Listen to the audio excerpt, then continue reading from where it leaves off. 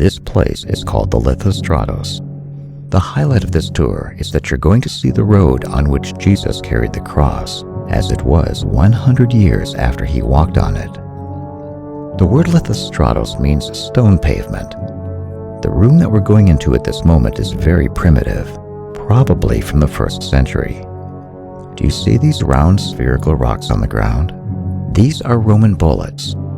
In 67 AD, the Jews living in Israel revolted against the occupation and taxation of the Romans. The empire responded by sending an army of over 70,000 soldiers to the land of Israel, under the command of General Titus. One of the weapons of war that the Romans used against the Jews in Jerusalem was the catapult. Initially, Romans couldn't get into the city because of the walls.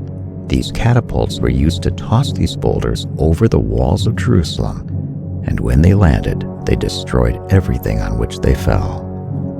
This is another example of a Roman bullet, and the Romans aimed these things at the Jewish temple while the priests were performing their sacrifices.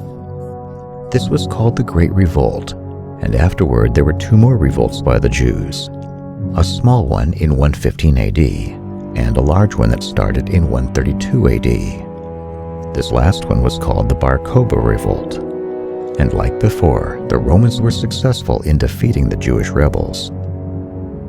Now at this point, the Roman Emperor Hadrian had had enough, and he decided to construct a new city over Jerusalem, and he called it Aelia Capitolina, complete with pagan shrines and pagan statues.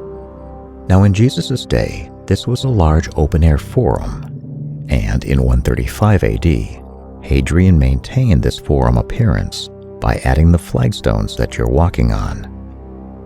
In the Gospel of John, chapter 19, verse 13, the Apostle John calls this open-air forum Gabbatha, or the pavement. And the place where Jesus took up his cross is believed to be a little farther east of this spot. Take a look at these stones here, and compare them to the stones on the other side of the railing where you were just standing.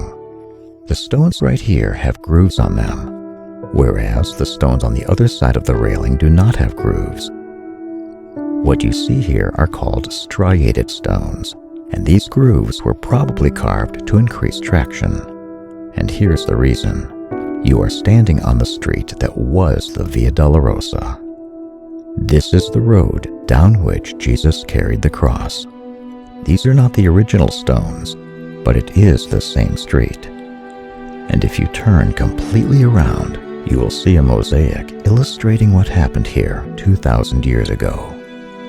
If Jesus picked up his cross at a point just beyond this mosaic, then it means that to walk to Calvary, he would have had to walk very close to where you are standing.